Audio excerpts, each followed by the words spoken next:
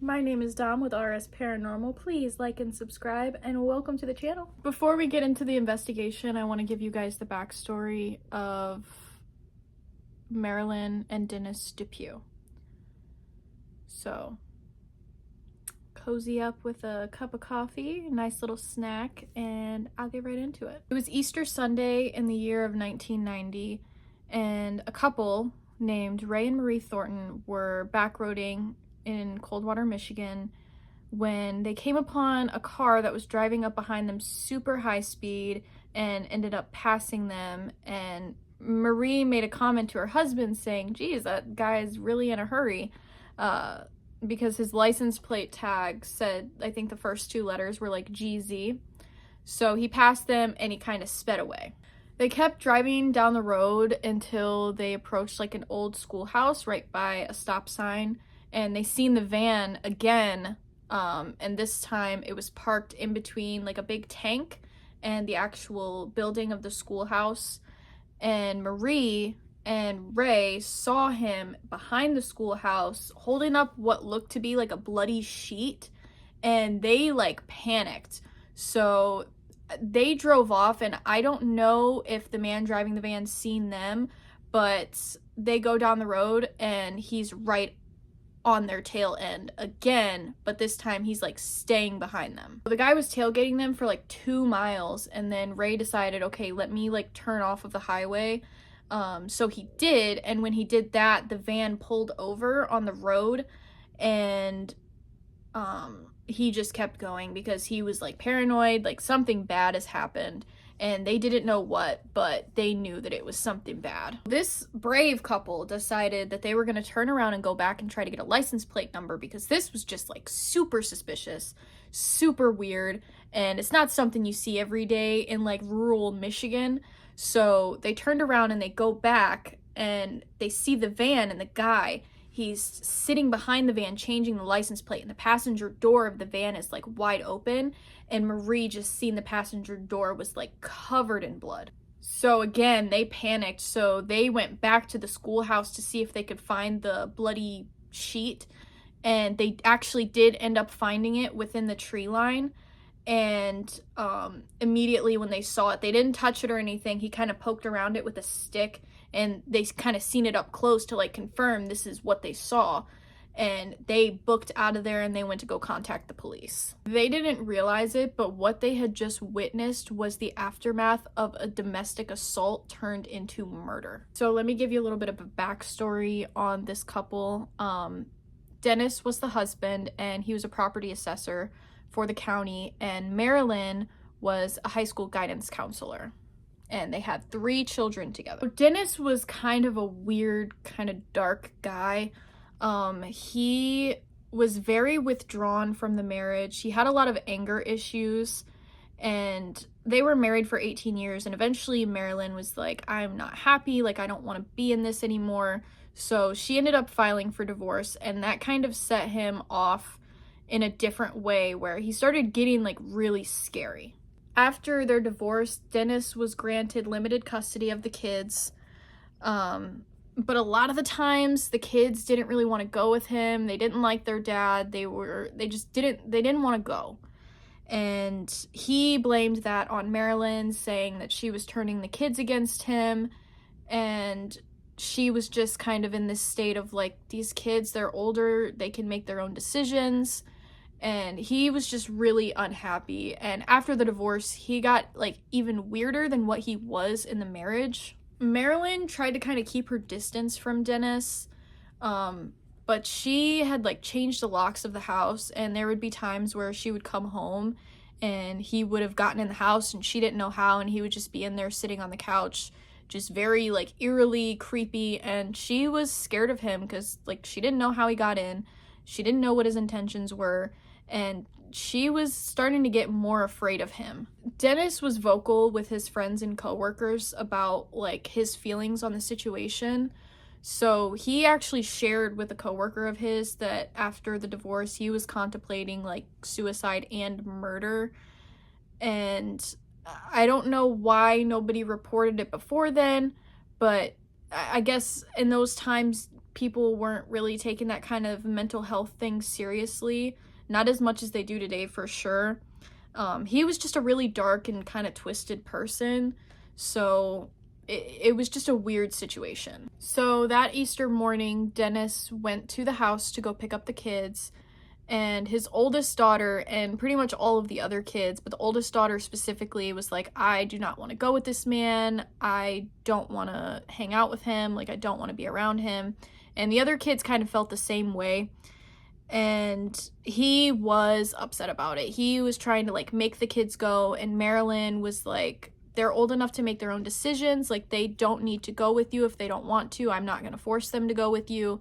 And it just kind of set him off into a rage, and he ended up, like, brutally assaulting her, and it ended in him pushing her down the stairs. And then after she was down on the ground at the bottom of the stairs, he went down there and he continued to assault her. Mind you, his 3 children witnessed the entire assault, and his youngest daughter ended up running to the neighbor's house to go to a phone to contact the police, because back then, it was 1990, they didn't have, like, cell phones on hand. So she ran over to the neighbor's house. The other 2 kids were in the house, and after he'd kind of realized what he'd done, he picked up Marilyn by, like, under her arms, and he was kind of carrying her out of the house, trying to just get her away. And he was telling the kids, like, oh, I'm gonna take her to the hospital. And according to her children, she was very, like, out of it, in a daze. Like, her daughter was like, mom, and she just wasn't there. So I feel like she probably had some sort of head injury at that point. And he told the kids that he was going to take her to the hospital, but they actually never ended up making it to the hospital. And that's when police started to look for the couple. And that same afternoon was when the Thornton couple found the bloody sheet and had that interaction with Dennis, but they didn't know what was happening at the time. The cops went to the crime scene of the schoolhouse, and they found tire tracks that matched Dennis's van, and they found, like, a pool of blood that they later found out belonged to Marilyn. And the next day, after the Easter Sunday, that Monday, they found Marilyn's body on the side of, like, a deserted road, and she had been shot once in the back of the head. Dennis was absolutely nowhere to be found at this point, so he ended up sending a bunch of letters to friends, coworkers, and family, pretty much saying that Marilyn did this to herself. It was all her fault. She was turning the kids against him, and trying to justify, basically, killing his wife. And he was nowhere to be found. The postmarks were from, like, different states, so there was 17 letters in total, and they were all stamped from different states. So I don't know where he was or what he was doing in that time when he, like, initially went on the run, but he was not staying in one place at all. Sometime after the murder, probably about a year or 2, I don't know the exact dates, but the story was featured on an old TV show called Unsolved Mysteries. And that actually being aired led to them finding out what happened to Dennis. By the time the show aired, Dennis was living with a girlfriend who has been unnamed, and he kind of started a whole new life, and he ended up seeing it. He's seen the broadcast, and when his girlfriend came home from work, he was, like, kind of in a panic, and he was like, I gotta go home, my mom is sick, I gotta take, like, an emergency trip back home. And he was kind of distracting his girlfriend from seeing what was on the TV. So he was like, I need you to go make me some food, get me some drinks that I can take on my trip, like, my mom is really sick, I need to leave right now. And he was just in a daze, and she didn't know what was going on at the time. But she actually later found out that night that her boyfriend, who was going by the name Hank Queen, was in fact Dennis Depue. And she ended up hearing from other friends and family members, like, hey, he was just on this show. And one of the friends reported that they knew him, and he was going by Hank Queen, and he was living in Dallas, Texas, and they gave him Dennis's license plate number. He's rushing away from where he is. He doesn't really know where he's going, but he was trying to flee from something, and they actually ended up spotting him in Louisiana, I think it was, and they went on a high-speed chase with him. He broke through like 2 police barricades. I believe it was like a 15-mile high-speed chase, and he broke through 2 police barricades, and eventually the police shot his tires out, his front 2 tires, so he had to stop. And then once he did, he shot twice through his windshield at police and then once out his window. And then the 4th shot, he actually turned it on himself and he passed away. That's basically the backstory of the Schoolhouse and why we went there. It's in Coldwater, Michigan, and it's on Snow Prairie Road. It's on the corner of Snow Prairie Road and Southern Avenue, West Southern Avenue, I want to say. And I've been there a few times, but we went there with the cameras and kind of tried to figure out what we could capture. It was private property, so we couldn't really do too much. We had to kind of make it quick and sweet, but I just wanted to show you guys the property and let you know about this story because it's a really sad story about domestic abuse, and it's something that needs to be talked about a little bit more. And I know this is a super old story. This happened 30 years ago, but it's still pretty haunting, and things like this still happen today. So that's basically why I wanted our first YouTube video to be about this story. It touches me in my heart.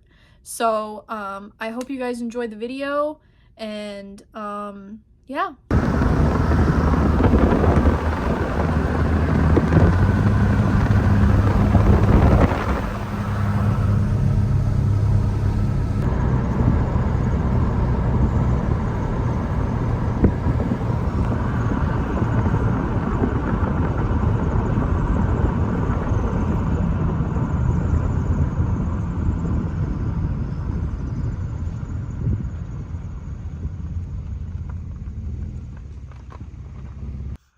Alrighty, so we are here at the Schoolhouse. We're gonna try and do some spirit talker, see if we can get any kind of connections. Mind you, this is private property, so we can't stick around here too long. Don't want to get in trouble, don't want to break any laws.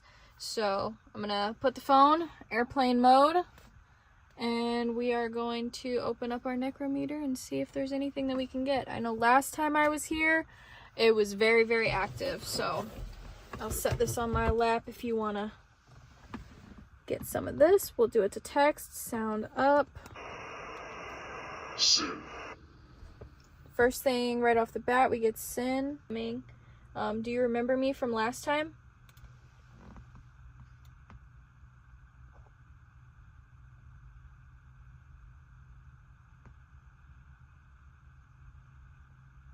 Walk.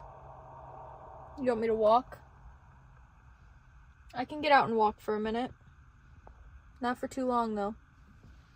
I wasn't filming for this, but as I was getting out of the car, it said brutal. She was very brutally killed by her husband, so that does make a lot of sense. I got out, you told me you wanted me to walk around. Is there any specific place you'd like me to go? I don't want to get too close and, you know, be disrespectful.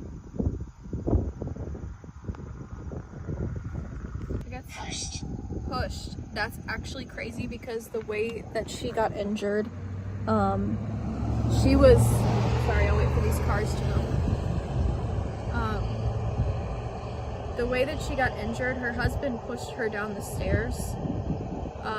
I get kind of emotional talking about it, but her husband pushed her down the stairs and he was supposed to take her to the hospital. Sigh. He was supposed to take her to the hospital, but they never did make it to the hospital, and he did end up killing her before they got there with a gun. So that's actually really crazy. Is there anything else? Possessed.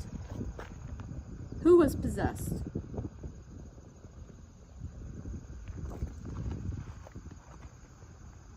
I'm just gonna say if there's anything here that's wanting to hurt me or enter my vessel, you are not allowed. You don't have permission to harm any of us.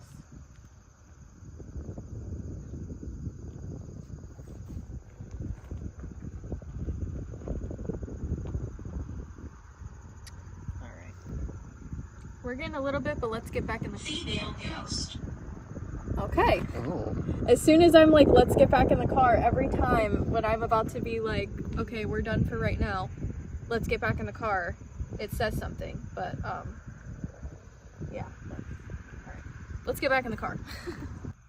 So I am getting back in the car. It says 1910s now, but right before that it said don't leave, as I'm saying let's get back in the car and leave. So I'm not leaving, but is it okay if I sit here for a while? Is that all right with you? You hear the crow? Dazedly. Dazedly. So rumor is, or I guess autopsy is, when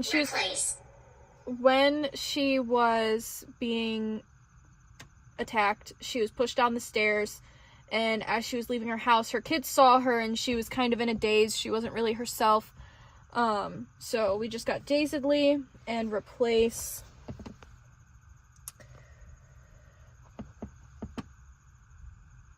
Is there anything that you want to tell me before we leave here today?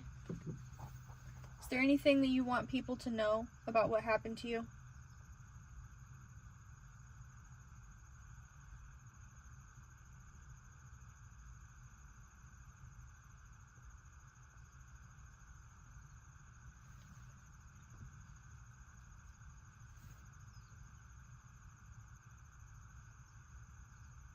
It's crazy because it's like every time we shut off the camera, Really?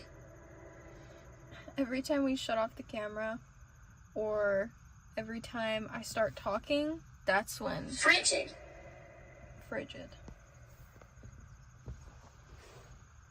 And you know, just because it's the schoolhouse of that murder Positive. doesn't make it, you know, maybe you could be talking to other Yeah. kids who may have died around here. Oh, I'm sure. Yeah, the school in 1908. School number 3. See, and it said 1910s. Oh my gosh. You didn't put that together? I didn't know. Jeez.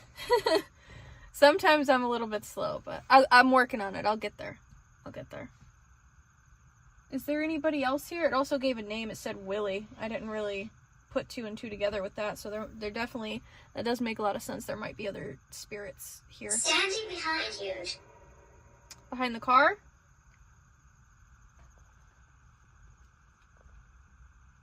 Would you like for me to get out again and come talk to you?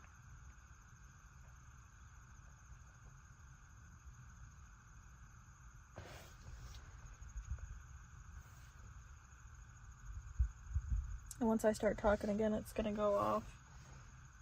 Or once I get out. Nightmare. That's actually crazy.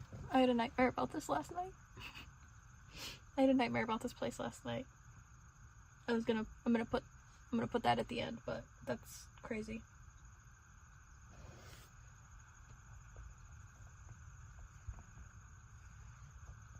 What's even crazier is we watched like a super scary movie last night. So like I'm already on edge. So I had like a nightmare. And then it kind of, like from the movie that I watched and what I'm doing today, it kind of tied in. So it was like a mixture of the two. So that's actually crazy. All right. Active. Let's do a little wrap around the block for a second. So last time we were here, 2010s. Last time we were here, as we're leaving, we got a lot of stuff on the Spirit Talker. So right now, we're doing a little drive around the block and seeing if we get anything else, if anything around the area comes out, because it's a pretty old area that we're in, so it wouldn't surprise me if there's stuff kind of lingering around from all of these really old houses too. So I also wanted to point out, hopefully it'll focus, when we were at the schoolhouse, the magnetic interference was at like a 20 or a 30 at all times, and now that we're away from it, it's only at like a 14. So that's something to look at too. So Ryan just said, let's drive past the church where they actually found the body, and the spirit box said wonderful right away. So there's that. And I don't think she was found actually at the church. She was found in a ditch by the church, so notate that. And now we're talking about it. The magnetic interference has gone up to like in your sleep 76. In my sleep. Talking about the nightmare I had last night. But the magnetic interference did go up significantly, like in just a matter of seconds, so. Oh, you get down like that, Ghosty? You trying to smoke with me? I got the Benjamin right here. We got the Benjamin. So this is the church. I believe it's a town hall now, but we're coming up on it, so I'll show you guys.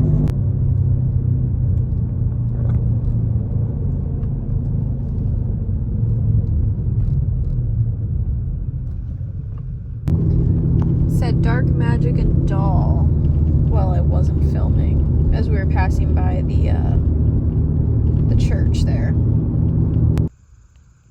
Alright, we're gonna take a little quick walk around the school. If any spirits here want to follow me and talk to me through my device, I'd be more than happy to communicate with you, but I just want to do a little walk around. So let's go over this way. Oh, what is this?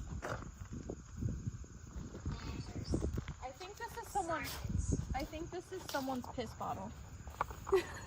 I think someone put their piss bottle there. That's fucking disgusting. Banters and smartens. School does smarten you. That is true. So I believe right over here, in between where these trees are and where the building is where the couple saw him. There used to be a big lake right here, and that's kind of where he was hiding it, which is also from the movie. So this is the side of the property. I don't want to say here too much. Kelsey. Alright. Okay. This is the side of the property. I'm trying not to step in any animal holes right now. And I believe they actually found the sheet back there in between those two trees. I think that's exactly where it was. So, that's that. We've gotten a few things. I don't think this place is necessarily haunted. I do think there is residual energy here. And I think I'm gonna turn this off for a second. I think the residual energy here does linger, and that's why we're getting so much. I personally, if you guys haven't been here, you should come check it out. Just make sure you're being respectful. But I got goosey bumps. Well, I did, but okay.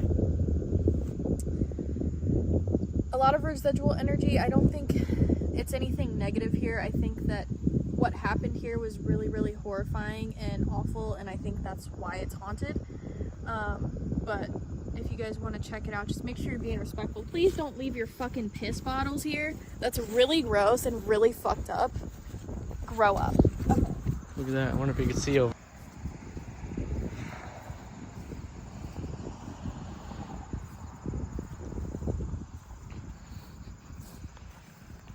If you guys made it to the end of this video, I just want to say thank you so much. Please like and subscribe.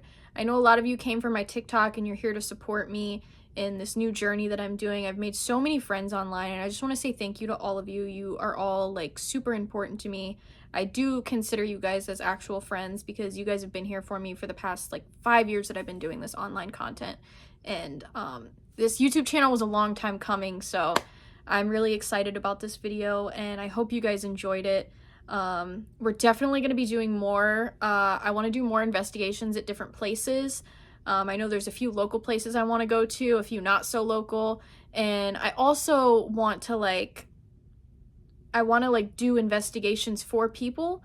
So if you guys know anyone, or if you are someone who needs like someone to come investigate some spooky stuff going on in your house, please give us a comment.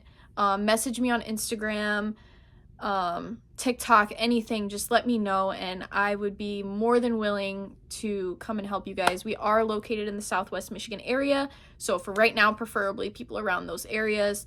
I just want to say thank you. Please like and subscribe, and I appreciate you all so very much.